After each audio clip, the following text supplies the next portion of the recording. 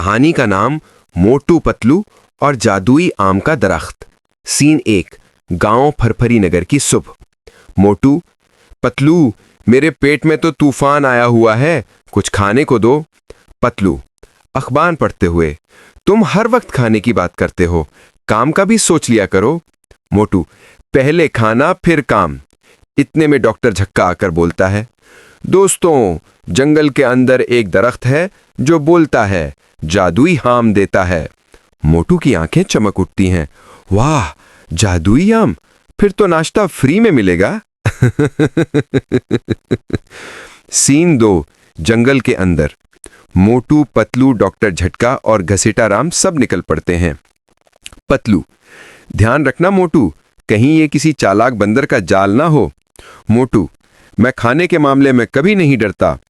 वो दरख्त के पास पहुंचते हैं।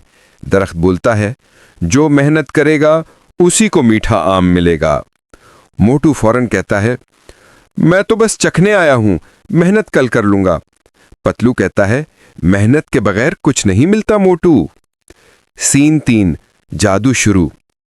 दरख्त बोलता है, जो काम करेगा उसके हिस्से का